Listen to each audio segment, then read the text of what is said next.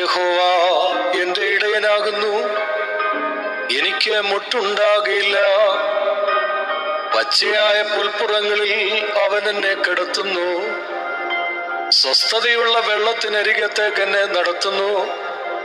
എന്റെ പ്രാണനെ അവൻ തണുപ്പിക്കുന്നു. തിരുനാമനിമിത്തം എന്നെ നീതിപാതകളിൽ നടത്തുന്നു.